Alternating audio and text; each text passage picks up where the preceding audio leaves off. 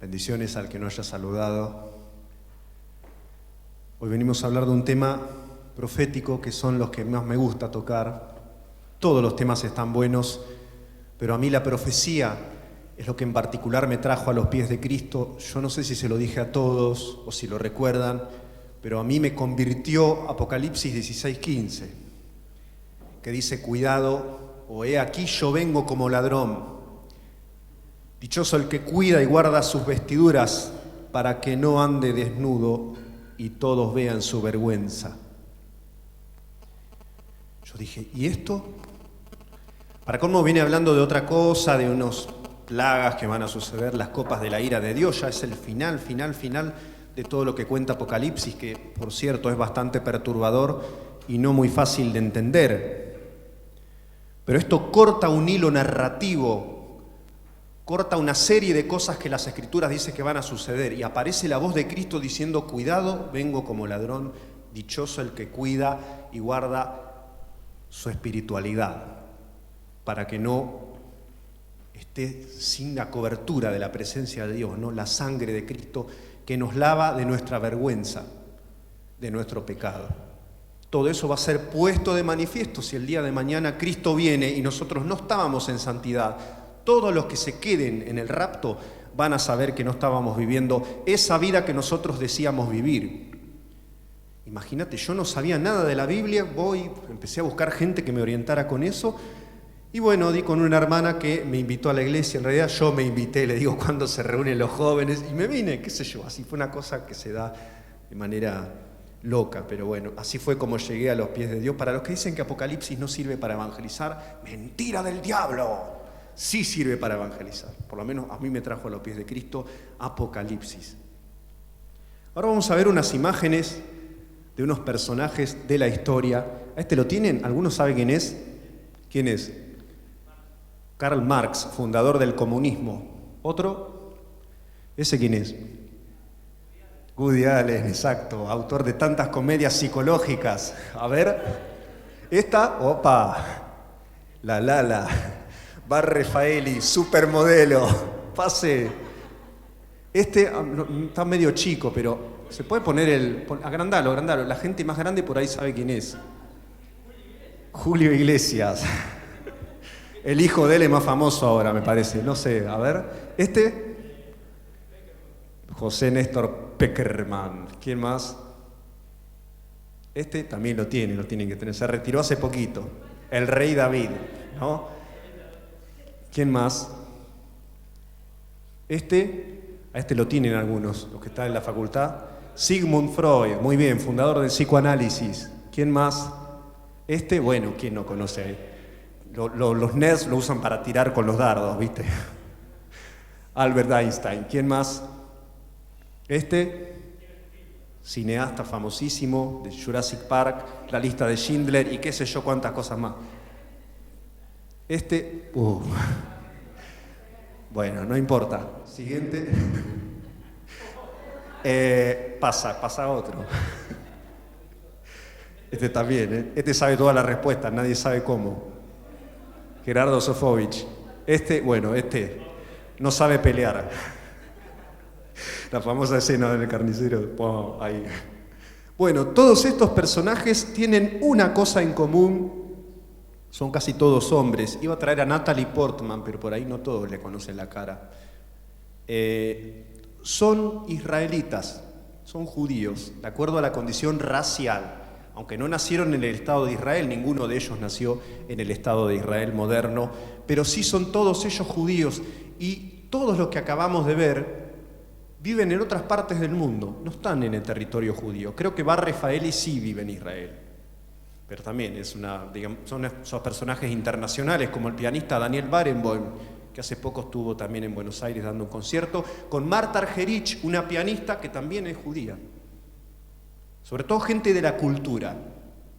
Son de condición racial judía, son hijos de Israel. Y si son varones, están circuncidados, incómoda circunstancia. Hoy vamos a ver un poco qué papel juega en la profecía Israel. El reloj profético de Dios, le dicen. Hoy nos vamos a enterar por qué en los diarios sale esto. No solo es un factor de perturbación, que lo es, está en un lugar estratégico del mundo, ahí en el medio de todo, en el tránsito, en el punto intermedio entre Oriente y Occidente. Se supone que nosotros somos occidentales. Oriente, todo lo que ocurre más allá de Israel, se lo llama oriental. El propio Israel es como, digamos, el eje entre Oriente y Occidente. Y todo lo que pasa ahí es importante, todo afecta. Para colmo, el petróleo de los árabes está ahí a 2 pasos nada más. Es un punto de tráfico comercial, es un punto estratégico desde donde lo mires. Economía, política, cultura y religión. Hay 3 religiones, las 3 principales religiones monoteístas del mundo que pelean por el derecho de poseer Jerusalén, la ciudad santa mundial es Jerusalén. Los islámicos tendrían que buscar otra ciudad santa, pero bueno, también dicen tener derecho a, justamente poseer este territorio, ¿no? Ellos reivindican ese derecho.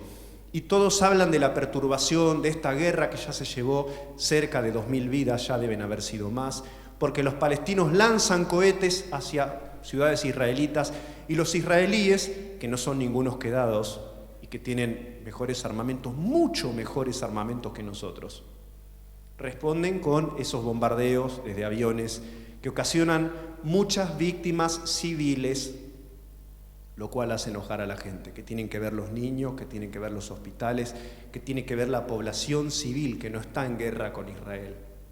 Bueno, este es el tema de nuestra época. Cada vez que uno prende la tele salen novedades al respecto.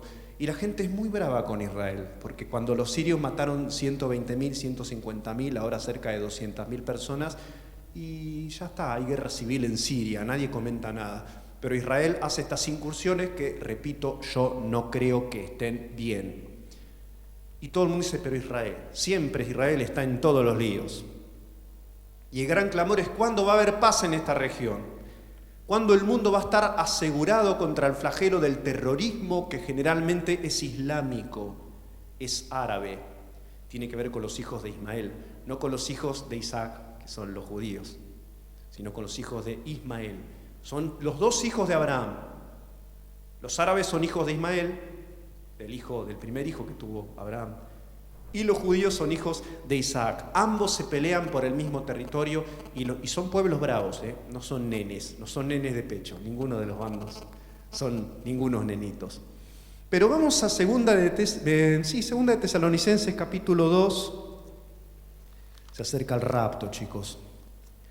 Ha habido muchas novedades al respecto. Y una de las claves para mí es lo que pasa en Israel. Vamos a ir viendo. Dice, con respecto a la venida de nuestro Señor Jesucristo y nuestra reunión con Él, os rogamos, hermanos, que no os dejéis mover fácilmente de vuestro modo de pensar, ni os conturbéis ni por espíritu, ni por palabra, ni por carta como si fuera nuestra, en el sentido de que el día del Señor está cerca. Nadie os engañe de ninguna manera, porque no vendrá sin que antes venga la apostasía, cuando muchos creyentes cristianos se vayan al mundo. Ya le dedicamos una reunión a eso. Y cuando muchos que estén sentados en el banco de al lado van a decir ser cristianos y ya no lo van a hacer. Esto se llama apostasía, cuando uno abandona la fe cristiana. Dice, y se manifieste el hombre de pecado, el hijo de perdición, el cual se opone y se levanta contra todo lo que se llama Dios o es objeto de culto. No va a permitir ninguna religión más que la suya, este hombre de pecado. El anticristo, del que hoy vamos a decir algunas palabritas más. El cual se opone y se levanta contra todo lo que se llama Dios o es objeto de culto. Tanto que se sienta en el templo de Dios como Dios, haciéndose pasar por Dios. Este es el evento que Jesús llamaba la abominación desoladora. Hoy quiero que hablemos especialmente de lo que le va a pasar a Israel después del rapto. ¿Por qué vamos a hablar de esto? Que a nosotros no nos incumbe. Nosotros ya no vamos a estar en el mundo, de última. Porque cuando abrís los diarios, vos ves cómo paso a paso, como una línea de puntos, todo va señalando en dirección al cumplimiento de todo esto que hoy vamos a hablar, que va a ser, vuelvo a decírtelo, después del rapto. Nosotros no lo vamos a ver, nosotros no vamos a estar acá. Versículo 6, saltémonos para ahí. Y ahora vosotros sabéis lo que lo detiene, a fin de que a su debido tiempo se manifieste, porque ya está en acción el misterio de la iniquidad, el plan de Satanás para conquistar al mundo y para perder a todas las personas. Eso es el misterio de la iniquidad. Solo que hay quien al presente lo detiene, hasta que él a su vez sea quitado de en medio. Este es el rapto de la iglesia. Lo que es quitado de en medio, lo que está obstruyendo, impidiéndole el paso al anticristo, al hombre de pecado, es la iglesia. Mientras la iglesia esté en el mundo, hay muchas cosas malas que podrían suceder, pero que no suceden. Somos un freno al accionar de Satanás. Parece como que estoy dándole a la iglesia, ¿no?, un protagonismo que es raro. No solo porque la iglesia evangeliza, que digamos es lo más visible, lo más tangible. Cuando uno sale a predicar, como sea, en su medio, en las redes sociales, uno está moralizando al mundo, uno está haciendo una influencia positiva. Con su ejemplo también, aunque digamos es un método más atmosférico, digamos, más suave, de poder influenciar a la gente de parte de Dios. Y el evangelismo puro y duro que uno puede hacer en las calles también, denunciando las obras de la perversidad y llamando a la gente al arrepentimiento. Esto es lo más obvio de la influencia de los cristianos en este mundo. Su capacidad de resistir al pecado y su denuncia abierta, verbal, simbólica, digamos, del pecado, sus oraciones, las oraciones de los santos. Esto es más oculto y ya trabaja en el dominio de lo espiritual. Nosotros oramos por nuestro país, oramos por nuestras autoridades, oramos para que Dios alcance a las naciones y el Espíritu Santo obra. Bueno, cuando se vaya a la iglesia, hay muchas fuerzas del diablo, como acá está escrito, que se van a desatar. Y va a haber un momento, esto es muy loco, va a haber un momento de paz, de armonía entre las naciones, de aparente paz y seguridad. Estas palabras van a circular cada vez más en los medios masivos. Necesitamos seguridad y paz y seguridad. Lo que todos los sistemas políticos quieren es esto: paz y seguridad, que la gente no se mate, que la gente no robe, que no haya secuestros, que no haya terrorismo, que yo no me siente en un aeropuerto a esperar el avión y que no esté seguro de que ese tipo con la mochila no trae explosivos. Esta es una sensación que en los países desarrollados es más obvia. Nosotros tenemos otra inseguridad y otra falta de paz, que es la de los asaltos y los robos comunes, los secuestros y toda esta clase de gente, ¿no? O que patean la puerta o que se hacen pasar por policía. Bueno, esta es la inseguridad nuestra, digamos. En los países del primer mundo el problema es el terrorismo. Es otro problema, pero el problema afecta a la paz y a la seguridad. Dice Primera de Tesalonicenses, capítulo 5, ahí a una página. Si la Biblia es chiquita, está ahí nomás. Seguimos con los tiempos y las ocasiones, ¿no? No tenéis necesidad, hermanos, de que yo os escriba, porque vosotros sabéis perfectamente que el día del Señor, los días de juicio del Apocalipsis, vendrá así como ladrón en la noche. Cuando digan paz y seguridad, entonces vendrá sobre ellos destrucción repentina como los dolores a la mujer encinta, y no escaparán. Es algo repentino, es algo inesperado, es algo de lo que no va a haber manera de escapar. Después del rapto, chau, se termina la historia. Los únicos que se van a relacionar con Dios, desde que los cristianos seamos llevados al cielo, van a ser los judíos, toda esa gente que veíamos hoy. Solamente ellos podrán acceder a la relación con Dios. Todos nosotros, más nosotros que fuimos evangelizados, chau. Jesús dice: el padre de familia se va a levantar y va a cerrar la puerta. Y van a venir a golpear a alguno después de que la puerta se cierre, después del rapto. Van a postrarse, orar, arrepentirse, van a llorar un montón. Pero la puerta no se va a volver a abrir. Va a ser como en el diluvio, que Dios, no Noé, Dios cerró la puerta del arca. Y no la cerró, la selló. Quedó fundida en una sola pieza. De modo que si Noé se compadecía, no iba a poder abrirles a los que: sí, Noé, ahora te creemos, está lloviendo. La primera vez que llovía en la historia de la humanidad era esa.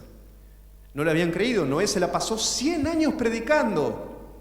100 años predicando por todo el mundo que venía el diluvio. Era un evangelista de éxito. ¿Saben cuántos convirtió? A nadie. La familia de él, que ya estarían con él, que ya eran gente piadosa probablemente. O sea que lo único que logró es salvarse él y salvar a los suyos.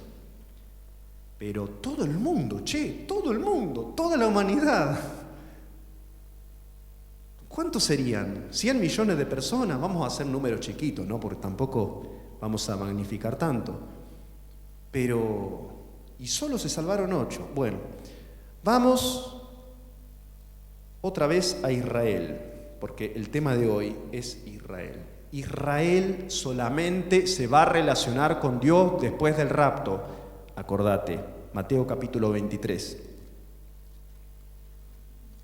Cuando alguien te venga con el chamullo de tomarse el segundo bondi, de subirse al segundo viaje después del rapto, decirle, no, eso no existe. Cuando Jesús llega a Jerusalén, ¿no? Ya se estaba por ofrecer el sacrificio por nosotros, para volver a abrir el camino entre Dios y los hombres, quitando el pecado de los que se arrepienten. Y Jesús llega en son de fiesta. Bueno, acá no por lo menos. Dice: Jerusalén, Jerusalén, que matas a los profetas y apedreas a los que te son enviados. Esto dramáticamente, no lo decía con este tonito así. Lo estaba clamando, se estaba lamentando, como quien se lamenta en un velorio. Dice: ¿cuántas veces quise juntar a tus hijos como la gallina junta a sus polluelos debajo de sus alas y no quisiste? He aquí vuestra casa es dejada desierta, el templo de Jerusalén. Dios retira su protección de encima de la casa del templo judío. Os es dejada desierta, porque os digo que desde ahora no me veréis hasta que digáis: bendito el que viene en nombre del Señor. Esto es después de todos los hechos del Apocalipsis. Y en medio de montones de personas muertas, de cadáveres, de ruinas, de incendio, en esas circunstancias va a venir Jesús a salvar a lo que quede de Israel. Y en esas circunstancias los judíos van a aceptar que Jesús es el Mesías. Ellos esperan al Mesías hasta el día de hoy, ustedes saben. Hacia fin de año se celebra la fiesta de Hanukkah, ¿vieron los candeleros? Aparecen algunos ahí en Plaza San Martín, lo ponen, feliz Hanukkah. En espera del Mashiach. Están esperando al Mesías. Año 2014. Vamos para el 2015. Ellos siguen esperando al Mesías, al Mashiach. Bueno, en ese tiempo, en los tiempos del Apocalipsis, bajo una tremenda presión política y de todo tipo, los judíos van a aceptar finalmente que Jesús es el Mesías. Eso lo van a hacer en ese momento. Ya vimos, ya pasaron un par de años, pero bueno, lo hemos visto la mayoría de nosotros. ¿Qué circunstancias estamos viviendo ahora nosotros como miembros de la Iglesia y qué circunstancias está viviendo el mundo? Los comienzos de dolores que aparecen en Mateo 24. Estamos ahí mismo, donde decía que va a haber guerras, rumores de guerras entre países. Basileia epi basileian. País contra país, Estado contra Estado y raza contra raza. Etnia contra etnia sería más o menos castellanizándolo un poquito. Va a haber guerras adentro de los países, países que se van a dividir. En Ucrania hay guerra civil. En Israel mismo, técnicamente hablando, hay guerra civil. En Irak, desde que sacaron a Saddam Hussein, hay problemas civiles. Hay 3 bandos por lo menos en Irak que se están destrozando, los sunitas, los chiitas y los kurdos. Mínimo esos 3. En Siria, la guerra civil se llevó 200.000 vidas, que equivale más o menos a todas las personas que viven en el radio urbano de La Plata, o sea, entre la circunvalación, etcétera, en esa zona, ¿no? 200.000 vidas se llevó la guerra civil en Siria. Monstruoso. Todos los conflictos civiles que ha habido desde la caída del muro de Berlín, en la zona del este, la zona oriental de Europa.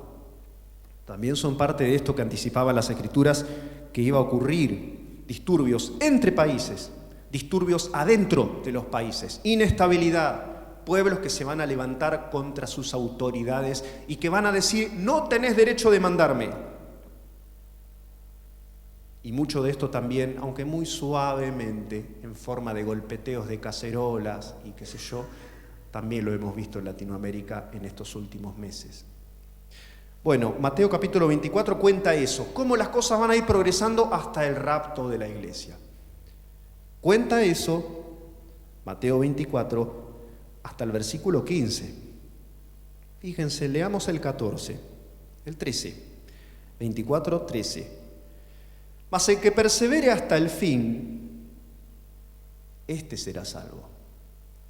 Si aflojaste y justo viene Cristo, no sos salvo. Y será predicado este evangelio del reino en todo el mundo para testimonio a todas las naciones, y entonces vendrá el fin. Estamos en el fin de la gracia, en el fin del trato entre Dios y los gentiles, los no judíos. Todos nosotros somos gentiles. ¿Hay algún judío? Levante la mano. ¿Hay algún judío? Según la raza, no, ni uno. Por ahí en Buenos Aires, la iglesia Rey de Reyes, capaz que hay algún judío, pero es raro ver judíos cristianos hoy en día, ¿viste? Las iglesias mesiánicas por ahí. Yo tengo algún amigo en internet también que es judío mesiánico. David Diamond dice que es judío mesiánico. Algunos lo han puesto en duda, no sé, tanto como eso ya. No sé, pero lo que dice desde el versículo 15 ya no nos habla a nosotros. Habla a estos judíos que se van a convertir a Jesús en los tiempos finales y en qué circunstancias lo van a hacer.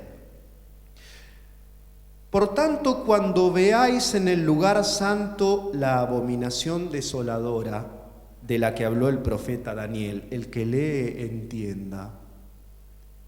Esta es la profanación del templo judío que va a consumar este hombre del que hablábamos hoy, el hombre de pecado, el hijo de perdición, el anticristo. El primer líder totalmente global. Nunca hubo eso. César tenía un pedacito de territorio allá alrededor del mar Mediterráneo, no mayor que la Argentina en extensión.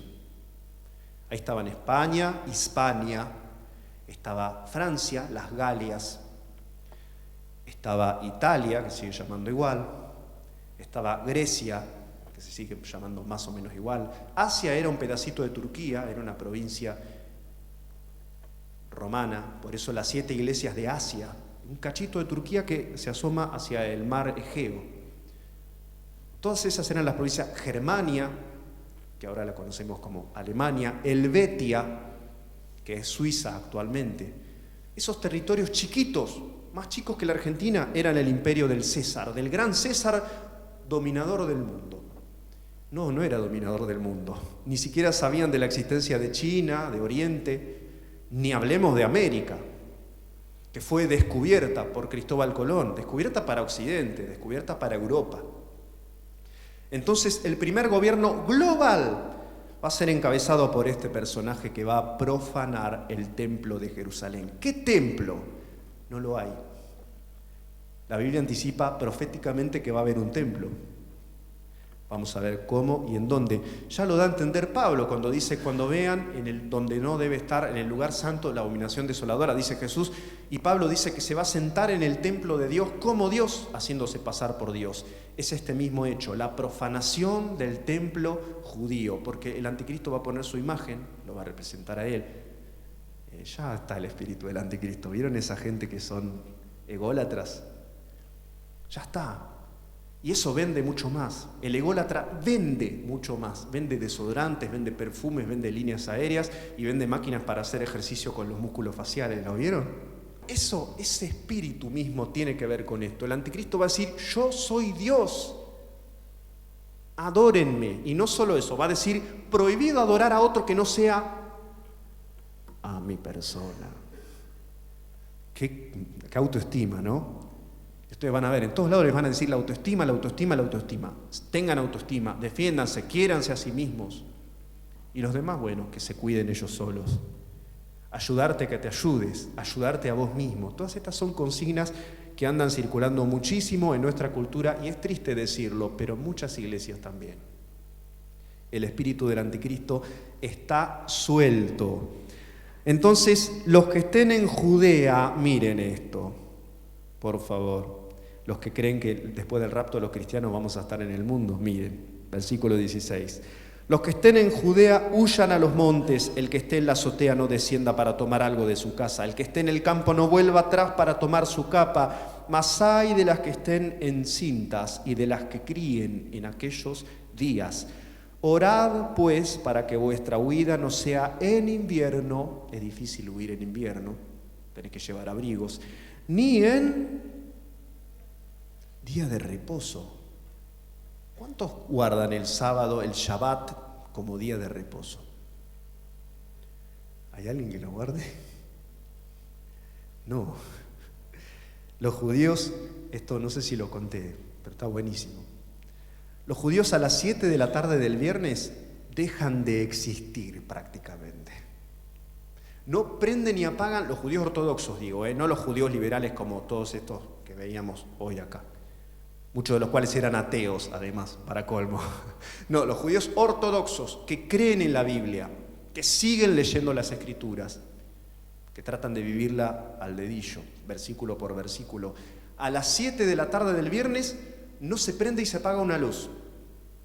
Dejan todo preparado, la comida la dejan en un artefacto que conserva el calor de la comida, porque no pueden prender una hornalla, ni un magiclic, nada. En serio, esto es verdad, averigualo porque es así. De hecho, hay edificios hechos para judíos, en Buenos Aires estaban edificando uno de estos, cuyo ascensor para en todos los pisos y se abre las puertas. Entonces vos no tenés que apretar el botón para decir, bueno, voy a la planta baja, al kiosco a comprar algo, no sé. Ya para en todos los pisos. Vos entrás y el ascensor te lleva y va parando en todos los pisos. Entonces vos fijate el cumplimiento que tienen estos tipos del Shabbat hasta el día de hoy. No pueden caminar más de 1 kilómetro y algunos metritos más. Esa es la medida que ellos pueden caminar un día de reposo. Y hasta las 7 de la tarde del sábado es el día de reposo. No hacen nada, no venden, no trabajan, tratan de no moverse siquiera. Es un tiempo consagrado a la meditación de las cosas de Dios y al reposo. Entonces dice versículo 21, habrá entonces gran tribulación, cual no la ha habido desde el principio del mundo hasta ahora, ni la habrá. Y si aquellos días no fuesen acortados, nadie será salvo, nadie sería salvo, mas por causa de los escogidos, aquellos días serán acortados. Los escogidos, toda la iglesia somos los escogidos, pero en sentido estricto, riguroso, los judíos que se van a salvar son los escogidos. En particular, esos 144.000 de los que habla Apocalipsis. ¿Vieron qué dice, no? ¿De qué tribu son? ¿De Argentina, de Uruguay, de Brasil? No. Están ahí Leví, Aser, Neftalí, Judá, todos ellos, ¿no? Benjamín. Nosotros no entramos ahí. Todos ellos van a ser sellados en su frente para que las plagas de Dios no los toquen. O sea que el Espíritu Santo mínimo no va a estar en el mundo como lo está ahora sobre la tierra. Y la sangre de Cristo tampoco va a tener la misma operación que tiene ahora. Nosotros no podemos ser tocados por maldición, porque la sangre de Cristo nos cubre.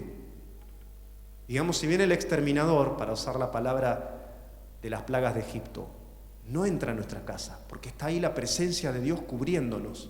Ellos van a necesitar un sello especial de Dios para no ser afectados por las plagas. Judíos y todo, O sea, eso no los va a inmunizar contra las plagas. Sí que se van a convertir a Jesucristo.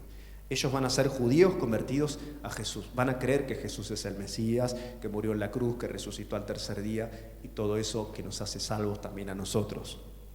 Entonces, en aquellos días van a venir los falsos mesías, ¿no? Del versículo 23. Si algunos dijeren, mirad, aquí está el Cristo, o mirad, allí está, no lo creáis, porque se levantarán falsos cristos y falsos profetas, y harán grandes señales y prodigios de tal manera que engañarán, si fuere posible, aún a los escogidos. Estos son los días de la conversión de Israel al cristianismo. Estos son los tiempos. Ahora quiero que nos metamos más en particular a por qué pensamos nosotros que solo Israel va a poder acceder a la relación personal con Dios durante los tiempos finales. Vamos a abrir un poco el zoom. Ya les presenté, digamos, lo general de la cuestión. Después del rapto viene el anticristo, viene la gran tribulación, los judíos pasan la angustia de Jacob, pasan ese tiempo difícil y ahí se convierten a Jesucristo, con el agua hasta el cuello, digamos. Algunos son hijos del rigor. Che, qué bravo es ese ser humano, es tremendo, tremendo. Y no solo los judíos, todos en general. Pero en este caso, los judíos son los que tienen que pasar por esta circunstancia. Quiero que vayamos a la profecía de las 70 semanas de Daniel. Antes quiero que veamos algo, porque se habla, ¿por qué tanto las semanas? ¿Qué semanas son estas? Los judíos tienen una diferencia con nosotros al contar el tiempo, no lo cuentan en décadas, son 10 años, ¿no? No lo cuentan en lustros, 5 años, ni en siglos, 100 años, son todos métodos que usamos nosotros. Ellos miden los años de 7 en 7. Ese es el sistema que tienen ellos. Aparece en Levítico 25. Quiero que lo veamos nomás para que se sepa. Estos son temas que sean tan hablados en las iglesias. Versículo 2. Levítico 25, 2. Habla a los hijos de Israel y diles: cuando hayáis entrado en la tierra que yo os voy a dar, la tierra guardará reposo para Jehová. 6 años sembrarás tu tierra, y 6 años podarás tu viña y recogerás sus frutos. Pero el 7º año la tierra tendrá descanso, reposo para Jehová. No sembrarás tu tierra ni podarás tu viña. A ver, vamos a ver cómo sigue. Versículo 8. Y contarás 7 semanas de años, o sea, 7 por 7, 49 años. 7 veces 7 años, de modo que los días de las 7 semanas de años vendrán a hacerte 49 años. Acá explica todo lo que es el jubileo. Cada 49 años, o sea, 7 semanas de años, los judíos tenían que liberar a sus esclavos. El que acumuló tierras comprándolas porque alguien estaba endeudado, tenía que restituírsela a la familia a la que se la había comprado. De esa manera los israelitas eliminaban que las personas fueran acumulando territorio y algunos tuvieran hectáreas y hectáreas y hectáreas y otros no tuvieran dónde vivir, dónde pasar su vida ni en dónde morirse. Se evitaba la desigualdad, pero esto era cada 7 semanas de años. ¿Por qué les explico esto? Porque vamos a ir a la profecía de las 70 semanas. Israel tiene un plazo puesto por Dios para volverse a Jesús y aceptar el plan de Dios, integrarse en lo que Dios preparó para Israel. Ese plazo son 70 semanas. Daniel, capítulo 9, versículo 24. Este es el cuerpo, digamos, la estructura que hoy quiero que nos quede perfectamente clara, porque acá está el mapa mundi del Apocalipsis.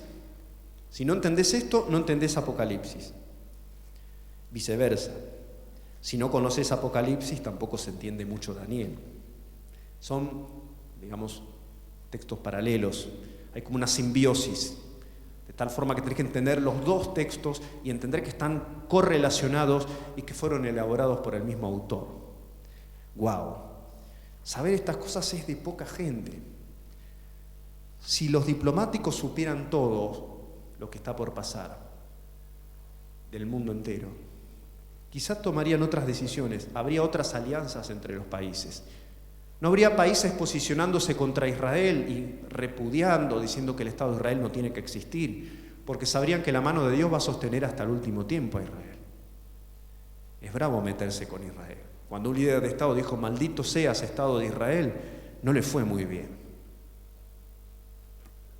Bueno, Daniel 9:24. 70 semanas, 7 por 7, 49, 490. Están determinadas sobre tu pueblo y sobre tu santa ciudad. El pueblo de Daniel, ¿cuál era? Le está hablando el profeta Daniel. ¿De qué pueblo era Daniel? Israelita. claramente. ¿Y tu santa ciudad? ¿Cuál es la santa ciudad? A ver, como el Topo Gigio. Jerusalén, muy bien. Para terminar la prevaricación, poner fin al pecado, expiar la iniquidad, no cubrir como el viejo régimen de sacrificios que se hacía en el templo de Jerusalén, sino expiar, quitar los pecados del pueblo. Para traer la justicia perdurable, no me porto bien y a veces ya no, sino perdurable, una justicia permanente. Y sellar la visión y la profecía. Se cumplen todas las profecías. Entonces ya está, dejan de existir. El día en que se cumplan todas las profecías, deja de haber historia, deja de haber tiempo y ya no hay promesas por cumplirse. Hay que archivar esos libros.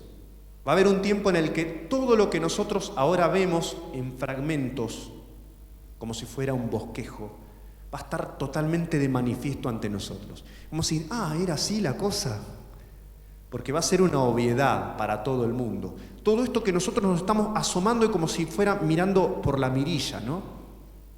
Por el ojo de la cerradura, a ver cómo es el panorama. Bueno, Dios va a mostrar esto en realidad, convertido en una realidad. Entonces se va a sellar la visión y la profecía y ungir, proclamar rey. Esto es el Mesías, el Mashiach, el ungido, el rey. ¿A quién hay que ungir? Acá está, versículo 24, ungir léanlo, al santo de los santos. ¿Quién es este personaje? ¿Quién? Muy bien, Jesucristo. Jesús no está ungido delante de Israel. Ustedes saben que para ellos Jesús no fue el Mesías, no es el rey enviado por Dios. La palabra es fea, pero así lo llaman ellos. Jesús sería, si no es el Mesías, un falso Mesías, un impostor. Es durito decirlo, ¿no? Pero ellos no solo lo dicen, lo creen de corazón. Jesús fue un profeta, alguien iluminado, lo consideran así, aún los ortodoxos, pero no era el Mesías, es un falso Mesías, es un impostor. Alguien que dice ser lo que no es. Algunas bendiciones se pierden, desde ya la salvación. Dice, sabe pues y entiende, esto se le decía al profeta Daniel que no entendía ni jota. Ustedes leen todo el libro del profeta Daniel y es impresionante porque se le dicen unas cosas tremendas sobre lo que va a ocurrir. Y él dice, y yo me quedé muy asombrado y no entendí nada y no pude dormir. Más o menos es el resumen de Daniel. Sobre todo la parte profética. Él no podía entender porque estaba muy lejos de los hechos que le estaban siendo revelados por la mente sobrenatural y todopoderosa de Dios, que ve lo venidero y lo futuro como si ya fuese en realidad. Esa es la visión de Dios y de esa visión podemos nosotros ser partícipes mucho más que Daniel, porque tenemos los hechos muy cerca, en serio muy cerca, Desde la salida de la orden para restaurar y edificar a Jerusalén hasta el Mesías príncipe, habrá 7 semanas y 62 semanas, 69 semanas de años. No se ve bien, qué lástima. Bueno, son 483 años, desde la orden de reedificar Jerusalén hasta que Jesús da su vida. Esto se cumplió, así. Realmente, ahí los números están redondeados. Yo puse como para redondear orden de reedificar Jerusalén 450 a.C. Fue más o menos por esos años. Y Jesús muere en el año 33. Más o menos, en realidad hay unos numeritos que prefiero no entrar en detalle. No está bien calculado nuestro calendario actual, pero no importa. La cuestión es que se cumplió realmente este plazo. Dice, se volverá a edificar la plaza y el muro en tiempos angustiosos. Este es el resumen de todo lo que ocurre hasta que aparece en escena el Mesías, ¿no? Después de las 62 semanas, después de la primera parte, todo lo que vemos al principio, Se quitará la vida al Mesías. Ojo a los que tengan la nueva versión internacional porque no lo traduce muy bien. Ojo porque es una paráfrasis en algunas partes. No dice lo que realmente decía el texto original, sino que te lo interpreta. Hay un traductor que medio que mete mano ahí. Por eso yo le recomiendo más Reina Valera, que es más fiel a lo que dice el texto original. Dice, se le quitará la vida al Mesías, que nosotros sabemos quién es, mas no por sí. O sea, Jesús, el Mesías, no iba a tener la culpa de esta muerte que se le iba a dar. ¿Entienden la cosa? No era culpable. Se le quita la vida, pero él no tuvo la culpa. Simplemente se le quita la vida. Todo esto se cumplió exactamente, cronométricamente. Por eso Jesús dice, ustedes son unos hipócritas, le dice a los sacerdotes. Miran al cielo y dice, tiene arreboles. Va a ser tal clima el día de mañana. Dice, ustedes entienden el clima, pero no saben diferenciar, discriminar, captar el momento que les está tocando vivir. El Mesías mismo estaba hablando con ellos y ellos no lo reconocían. No quisieron reconocerlo. Es bravo, ¿vieron eso? No hay peor necio que el que no quiere entender. Justamente, necedad es no querer entender lo que Dios te quiere decir. Y estos recibieron la visitación de Dios, la persona misma de Dios estaba delante de ellos. Y ellos no supieron de quién se trataba. Lo pasaron por alto, lo confundieron con cualquier hijo de vecino. Y hasta lo mandaron a la cruz. Porque pensaban, y siguen pensando hasta el día de hoy, que no era el Mesías, no era el rey, no era el ungido, era un impostor.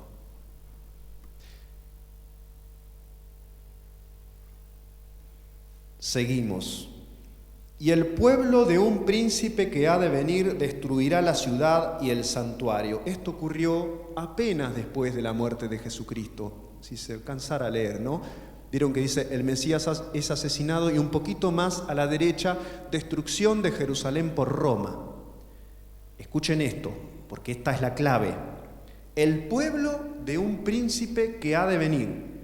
El pueblo. ¿Qué pueblo destruyó Jerusalén? Roma.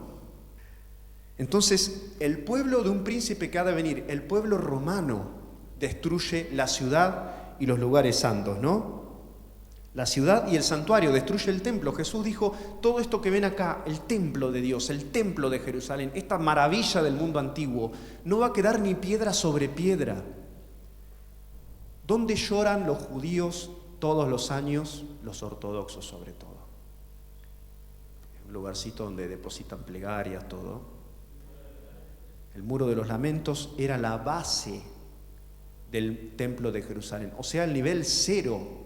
El techo del muro de los lamentos es el nivel cero de lo que era el templo, ¿me entienden? Es el piso, o sea que no quedó ni piedra sobre piedra realmente.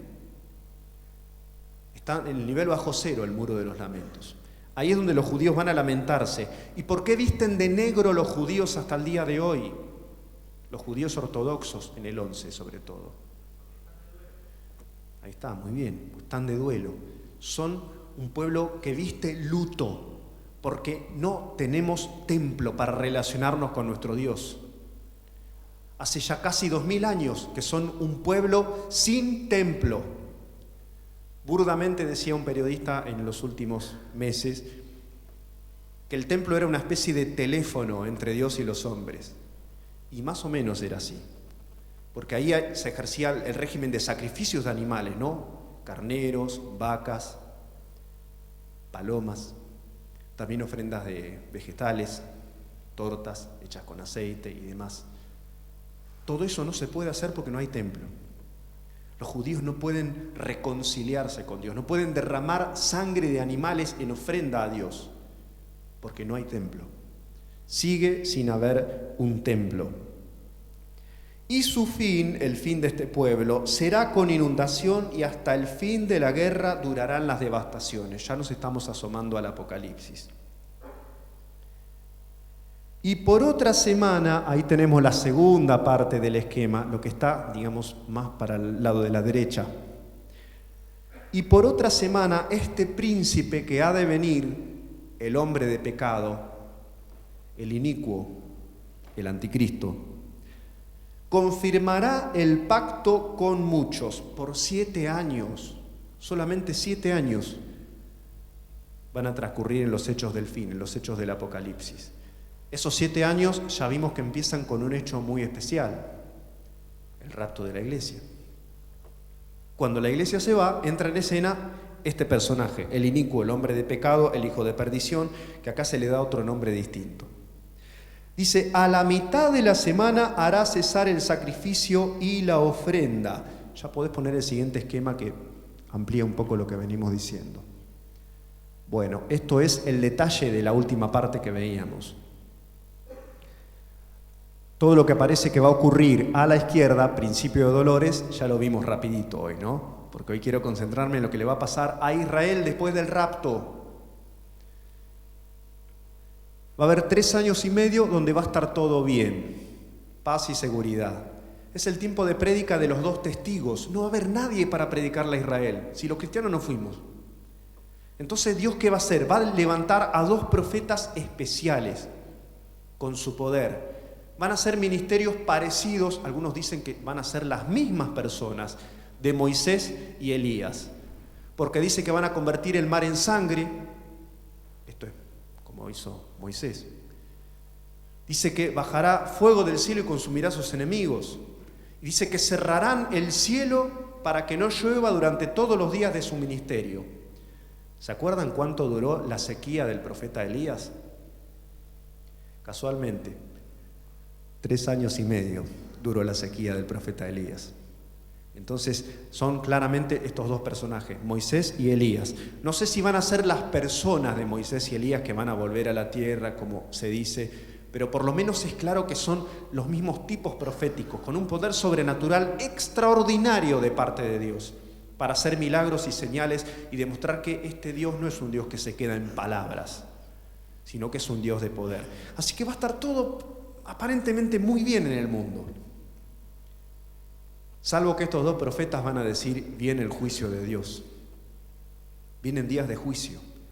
Dios está a punto de exterminar a gran parte del género humano porque fueron rebeldes a Dios. Qué mensaje agradable, ¿no? Qué estimulante, qué pum para arriba. Pum para arriba lo van a querer hacer a ellos.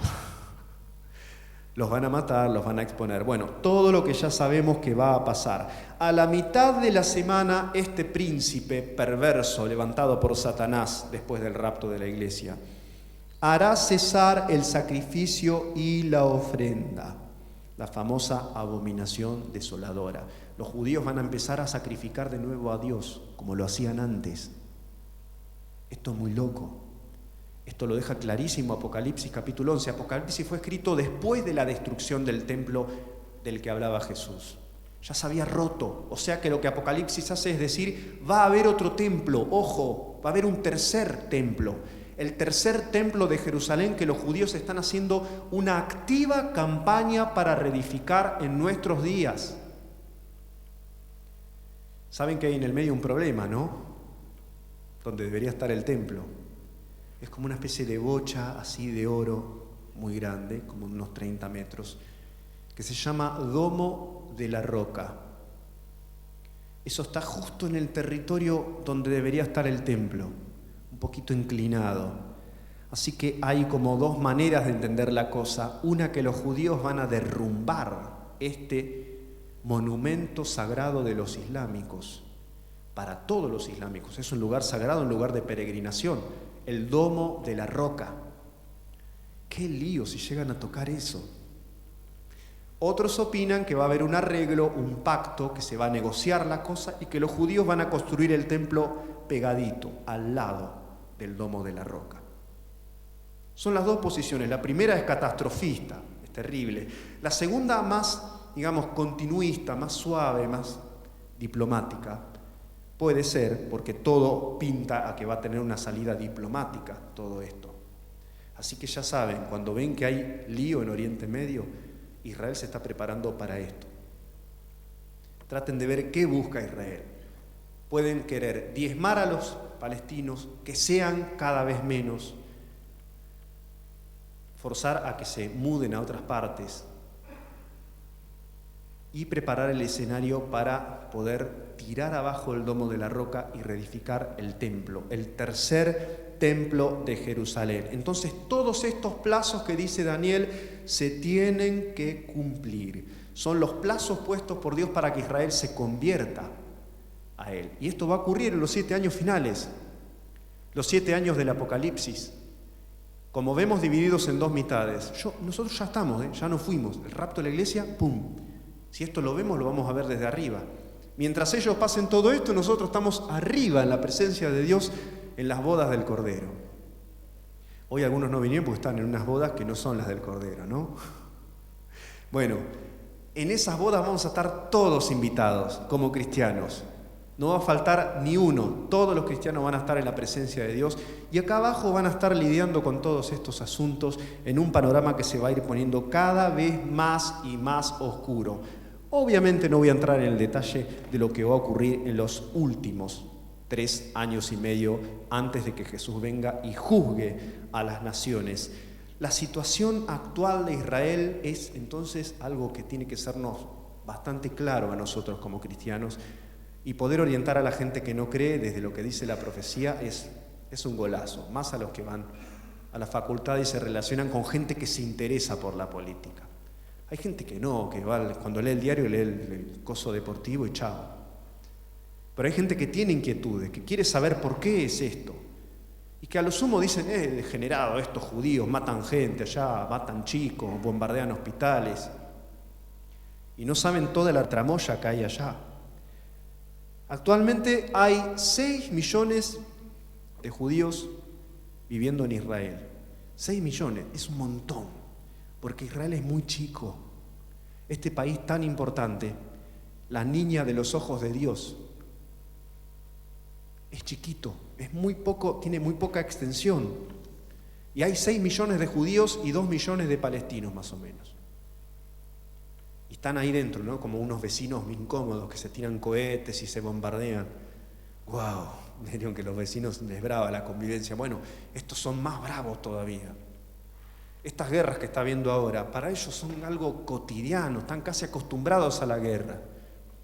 Yo me imagino hasta el pronóstico del clima, en vez de poner que va a llover o van a caer relámpagos, ponen caída de misiles, probabilidad hacia la tarde o noche. Son bravos, che. Son pueblos bélicos, guerreros. Buena parte de la población activa ya no solo piensan en trabajar, sino en incorporarse al ejército. Hombres y mujeres. Y los islámicos ni hablemos.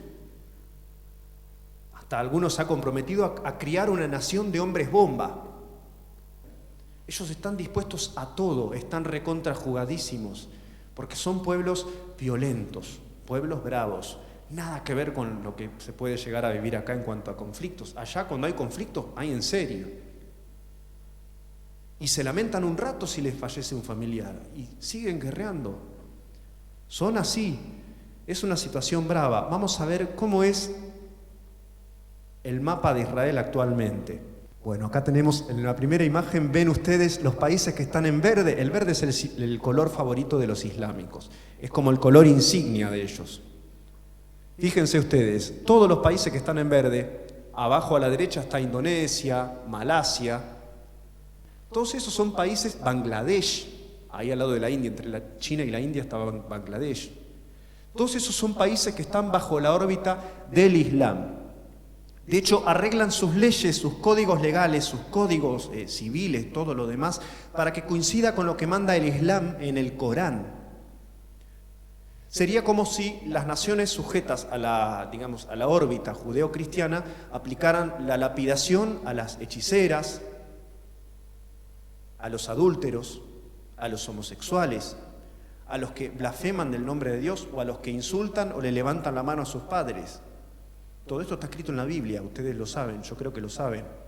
Bueno, este grado, de rigurosidad, pero bravísimos, son pueblos bravos. Esto se llama la ley Sharia.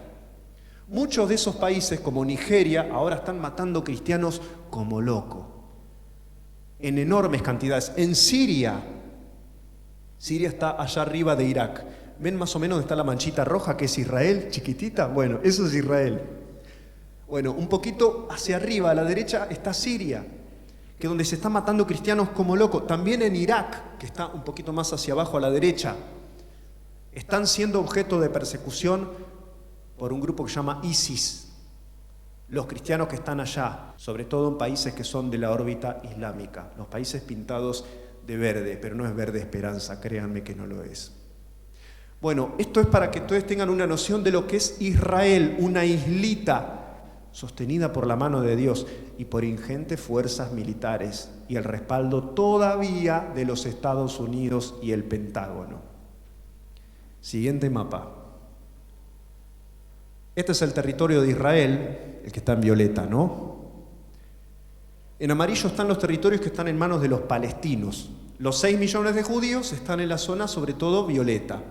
Hay muchos palestinos viviendo entre judíos, van a las universidades de judíos, todo, y son aceptados, porque Israel es un país moderno, un país tolerante, un país democrático, con instituciones como las nuestras. No aplican la ley sharia. Tienen códigos civiles y penales parecidos a los nuestros, tienen un parlamento donde hay gente que levanta la mano en contra o a favor y se dicen de todo también en ocasiones. Bueno, todo como un país moderno, digamos, nada que ver con el mundo islámico, donde si alguien quiere decir de todo, hay unas cimitarras así largas bien afiladas, ¿no? Yo me acuerdo cuando usaban en los celulares, ponían esas imágenes que no se puede poner. Bueno, en amarillo entonces están los territorios que pertenecen a los palestinos, que son árabes de religión y muchos de ellos son árabes de raza. Y están ahí los hijos de Ismael, los árabes, los musulmanes, también llamados por su religión. Los de la franjita chiquitita abajo son los que están tirando cohetes, la franja de Gaza. Pero son territorios muy chiquitos, como si fuera la zona urbana de La Plata más o menos, no es mucho más extenso que eso. Y son los más bravos, ahí está el Hamas. En cambio la parte amarilla más grande que ven ahí, que dice Cisjordania, pegadito al Mar Muerto, el Mar Muerto está hacia abajo, esos son más pacifistas y son más proclives a la negociación. Ahí está la Autoridad Nacional Palestina y son ellos los que piden que Jerusalén sea su capital. Y lo es. La zona donde debería estar el tercer templo judío está bajo control de Cisjordania, bajo control palestino. Jerusalén Este. Cuando escuchen hablar de plan de viviendas para ocupar Jerusalén Este, sepan que Israel está avanzando sobre territorio de Cisjordania, de los palestinos más negociadores, digamos. Todo el tire y afloje tiene que ver con eso. Es el templo. Es ese centro neurálgico, espiritual, político, económico, militar, lo que ustedes quieran, lo que se está tratando de ocupar a toda costa y no se va a lograr hasta que la iglesia sea quitada del medio, por lo menos de acuerdo a mi modesto entender. Entonces hay 6 millones de judíos ahí. ¿Y saben cuántos judíos hay fuera de Israel que no están acá en ninguno de estos pedazos de territorio? Otros 6 millones. Y son esos personajes que veíamos ahora, ¿no? Los que no vimos, Daniel Barenboim, Marta Argerich, Henry Kissinger, bueno, todos estos personajes que están por el mundo, que están en el Pentágono de Estados Unidos, muchos de ellos, que están en Wall Street, que son como Paul Singer, directores de fondos buitre, del principal de los fondos buitre, que ahora está desestabilizando a la Argentina. Tiene interesante injerencia todo esto el señor Paul Singer, Estaba financiando un tema relacionado con Irán, con la guerra contra Irán. ¡Wow! Digo, cuando abran el diario van a empezar a entender algunas cosas ahora. Y todos los judíos liberales que todavía están en el mundo, los cineastas, los músicos, los filósofos, los que recorren los medios dando sus opiniones, como el economista Ismael Bermúdez, como Jorge Altamira, que es el hermano de Ismael Bermúdez, tienen apellidos cambiados, pero son hermanos y son judíos los dos. Uno trabaja en Clarín, es de derecha, y el otro es de ultraizquierda, Jorge Altamira. Están en todas partes, tienen que volver ahí. Tienen que volver ahí. ¿Y cómo van a volver ahí? ¿Por cuenta propia? ¿Los va a seducir volver a Israel? No, muchos de ellos están recómodos, si les va bárbaro. Tienen buen pasar económico, se construyen suntuosas mansiones, imagino yo en Beverly Hills, pienso en Woody Allen, ¿no? Tienen buen pasar. ¿Qué tiene que ocurrir para que los judíos vayan todos ahí, como la Biblia dice que tienen que estar, para que se cumplan las profecías? Y puede que tenga que intervenir algo de ayudita del antisemitismo. Los van a empujar. No se van a ir por voluntad propia, sino que van a rajar porque los van a perseguir. Ya está ocurriendo. En Francia, en Bélgica, en Alemania, bueno, ya sabemos, ya tienen sangre, digamos, para esto los alemanes, son bravos. En Guatemala también estuvieron persiguiendo. En Argentina se profanan cementerios judíos cada 2 por 3. Esto tiene que subir. Y los judíos que no se portan muy bien en su guerra contra los terroristas, una guerra desprolija, mal llevada, con crímenes de guerra, matar civiles es crimen de guerra. Una guerra muy complicada, políticamente muy incorrecta, muy mal llevada por Israel y no les queda otra. Si tu enemigo, Hamas, se mete en casas de familia, tenés 2 opciones: perdonarle la vida y que te siga tirando cohetes, o atacarlo y destruir a la familia. Israel está optando por esto último. Es bravo. Digo, sacándonos, digamos, todo lo que es cristianismo y nuestra visión del mundo, ¿no? De la cabeza, tratando de sacarnos ese lente que tenemos especial de parte de Dios. Israel es un pueblo que bravo, no es muy fácil de digerir. Para colmo, en Estados Unidos tienen posiciones muy prominentes. Algunos piensan que hay un grupo de gente oscura dirigiendo el mundo y llevando todo hacia el dominio mundial de los judíos. En serio, hay gente que lo cree así. Les llaman teorías conspirativas. Y lo creen así. Los judíos son cada vez más odiados y tiene que ser así, porque tienen que terminar todos viviendo allá. El 11 va a empezar a tener cada vez más locales disponibles para los no judíos. Y todos los lugares del mundo en donde ellos estén, no solo por concentrar en Argentina, donde serán unos 200.000, no muchos más. Entonces vemos los judíos haciendo esfuerzos por ocupar las zonas aledañas al templo. Vemos el antisemitismo creciendo, facilitando, empujando a los judíos para que se vuelvan a la tierra que Dios les prometió a los padres, a Abraham, a Isaac y a Jacob, que se las había de dar. Esa tierra de la que fueron expulsados después de que el templo y la ciudad fueran destruidos en el año 70 por Roma, por el pueblo del anticristo, Roma. Vemos a Rusia dándole una manito importante a los enemigos de los judíos, que son los iraníes, que tienen capacidad para producir armas nucleares. Los judíos también, ojo, tienen armas nucleares. No firmaron el tratado de no proliferación nuclear, así que tienen armas nucleares, las tienen. Ellos dicen, no lo negamos ni lo firmamos, pero no firmaron el tratado. Tienen armas nucleares. Es bravo. Rusia ayudando a Irán, Estados Unidos cada vez respaldando menos a Israel. Ahora está en el poder un señor que se llama, ¿cómo se llama? Barack Hussein Obama. Soetoro, parece que era el apellido real de él. Es de origen islámico. Él no es islámico, para mi gusto, no lo es. Pero está más cerca de ese otro eje, del eje antijudío, del eje que está relacionado con Rusia, con Latinoamérica unida, ese sueño de la gran América. Es un sueño también antijudío porque es antinorteamericano. Como son aliados, Israel y Norteamérica, los americanos dicen, bueno, odiamos a Israel, odiamos a Norteamérica, es lo mismo. Wall Street, los judíos, por todos lados los judíos. Por todos lados ven la estrella de David, es una cosa omnipresente, terrible, una pesadilla. Estados Unidos vacilando entonces en su apoyo a Israel, cada vez sosteniendo menos la existencia de Israel. Europa obligando a Israel a bancarse los ataques palestinos y repudiando todo contragolpe de los judíos contra el Hamas y el terrorismo islámico. Estamos cerca de la angustia de Jacob, Jeremías capítulo 30. Es este tiempo de la gran tribulación. Nosotros vamos a pasar en comienzo de dolores tribulaciones.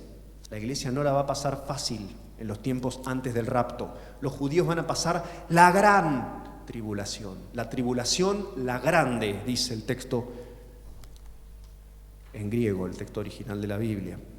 Dice versículo 3 del capítulo 30 de Jeremías: porque he aquí vienen días, dice Jehová, en que haré volver a los cautivos de mi pueblo Israel y Judá, ha dicho Jehová, y los traeré a la tierra que di a sus padres y la disfrutarán. Porque así ha dicho Jehová: hemos oído voz de temblor y de espanto, no de paz.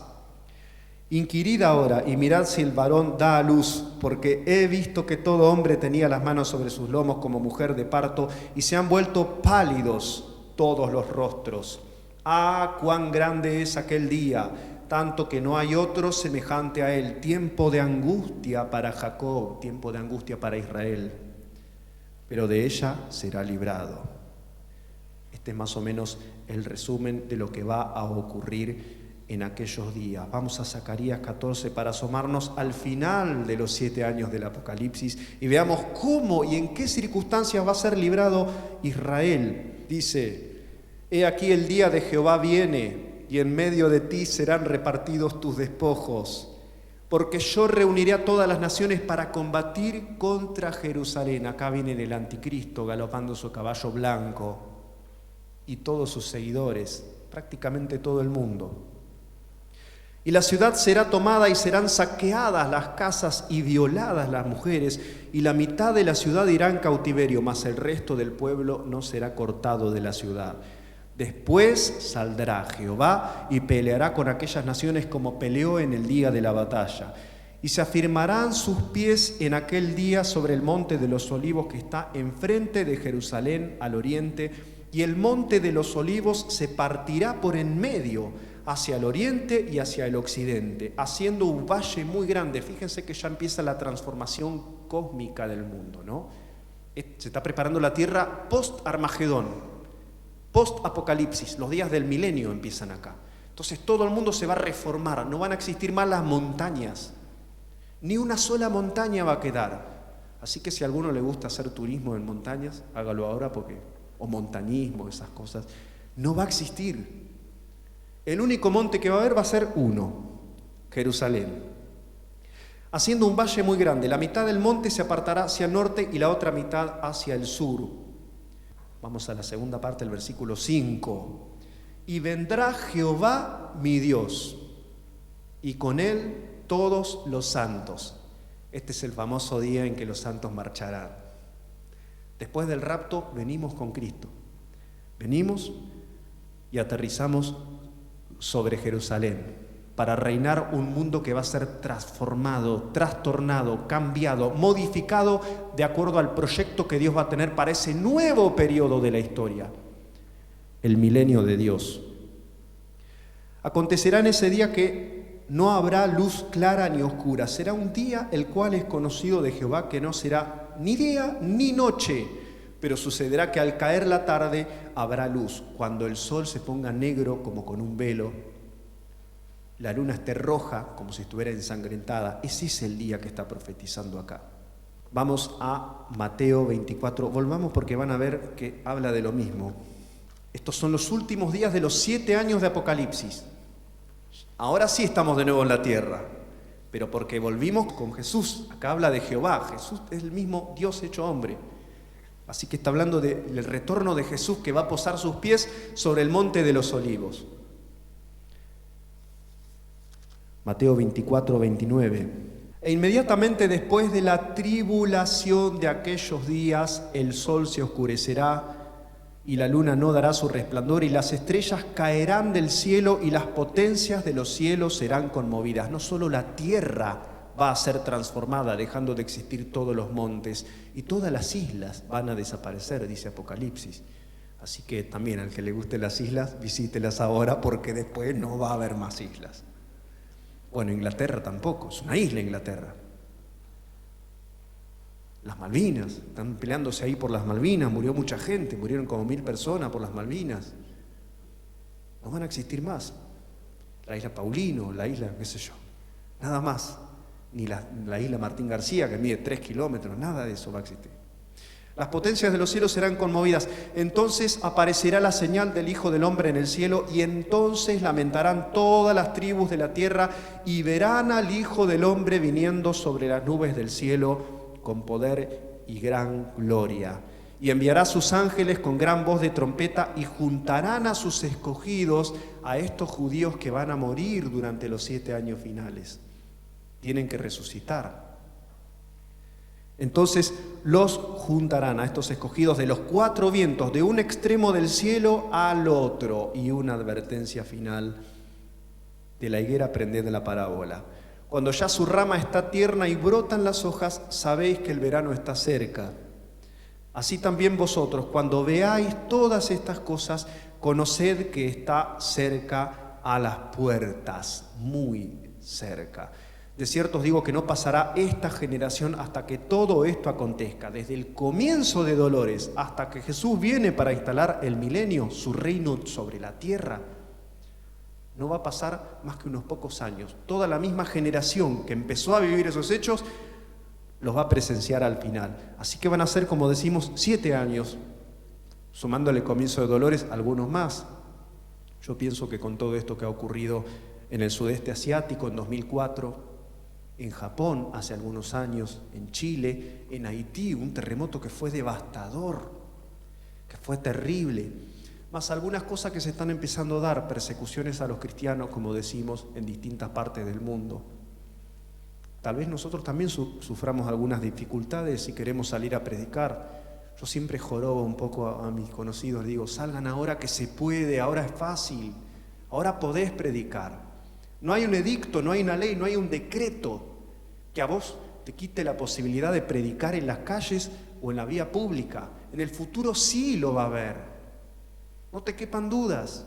Ya están preparándose todos los proyectos de ley. En Brasil incluso está circulando uno. Brasil, un país donde hay un 20% de cristianos evangélicos o más. Entonces ya están preparándose todas estas cosas. Muchas de las cosas que la Biblia anticipaba que iban a ser la preparación para el rapto y para todo lo otro. De este gobierno mundial, de la unidad mundial de las religiones, el abandono masivo de los cristianos, de la fe cristiana, para unirse a otra clase de historias. Todo esto está a punto. Entonces decimos, ¿Israel es el reloj profético de Dios? Sí, lo es, claramente. Cuando ves cómo aumentan estas circunstancias conflictivas con sus vecinos, que son vecinos que le viven adentro de la casa, así lo sienten los judíos, como gente invasora, ¿no? Ocupas. Los dos se tildan mutuamente de ocupas. Los judíos dicen que los palestinos son los ocupas. Los palestinos dicen, ustedes son los ocupas, que vinieron y se instalaron acá desde mayo del año 1948 y se fabricaron un país, una Rolón prefabricada, de la nada la fabricaron y bueno, ahora se instalaron y no hay quien los saque. Para colmo tienen unos fusiles y unas ametralladoras Uzi tremendas y es difícil. Esta es la situación que se está viendo. Ese reloj profético, histórico y espiritual que es Israel está sonando cada vez más fuerte. Lo podés ver, lo escuchás, se percibe, la gente sabe que algo grande se está preparando. Y nosotros como iglesia tenemos que tener esa clarísima conciencia de que eso para nosotros tiene una implicancia espiritual profunda. Cristo viene a prepararnos. Señor Dios Todopoderoso, queremos rogarte en esta tarde en la que pudimos asomarnos, Señor, aparte de tu plan para este mundo, para tu pueblo en especial, Israel, que está ahí en suspenso y todavía no aceptó sujetarse a la fe de Jesucristo.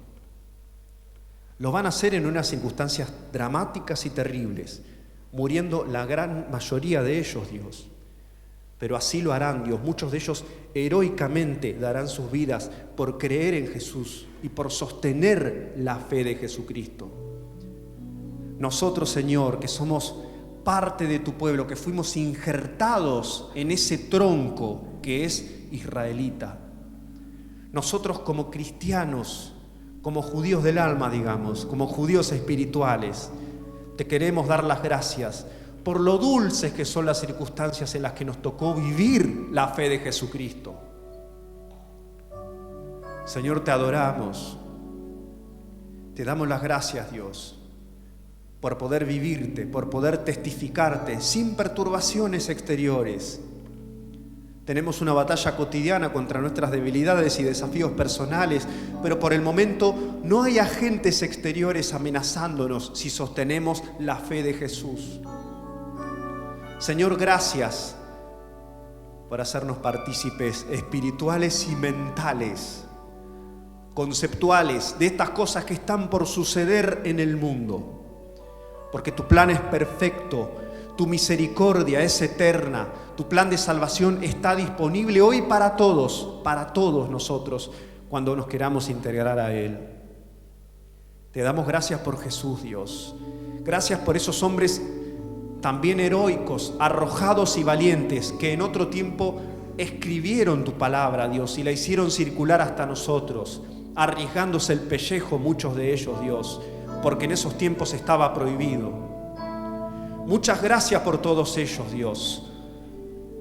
Te agradecemos por hacernos partícipes de ese plan perfecto que vos preparaste, por decirnos tus secretos, Dios, contarnos tus cosas personales, porque no somos solo siervos, somos amigos, somos hijos.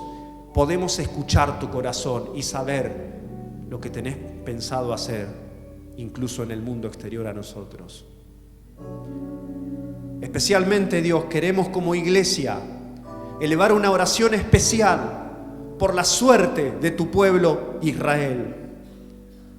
Rogamos que les hables, rogamos que estén siendo llamados a la gracia por tu Espíritu Santo aún hoy mismo, porque dice tu palabra: bendeciré a los que te bendijeren y a los que te maldijeren maldeciré. Nosotros estamos del lado de tu pueblo, Dios. Rogamos por tu pueblo. Deseamos lo mejor para tu pueblo. Lo deseamos en el nombre de Jesús, Señor. Que prepares todas las circunstancias para que estén a punto en el día en el que tengan que suceder. Y sabemos que lo estás haciendo así y lo seguirás haciendo así, porque sos un Dios de fidelidad, un Dios que cumple sus promesas. Muchas gracias, Dios, por esta salvación tan grande. Y nos encomendamos como pueblo, como iglesia, en tus manos, para que vos cumplas también tu plan para cada uno de nosotros. Si hay naciones, Dios, si hay todo un mapamundi, un universo inabarcable para nuestra mente, de circunstancias y de personas que están bajo tu mirada, bajo tu escrutinio, ¿cuánto más, Señor, nuestras circunstancias y nuestras vidas estarán bajo tu control? Nosotros lo creemos así, lo afirmamos así, te damos las gracias, porque simplemente con creer en Jesús estamos bajo la mejor mirada y estamos en las mejores manos de un Dios que es todo misericordia, amor y poder, para santificarnos y conservarnos para ese día que vemos tan próximo, Señor. Gracias, Jesús. Gracias, Dios. Perfecciona tu obra en nosotros. Cumplí tu plan en toda la tierra. Amén, Señor.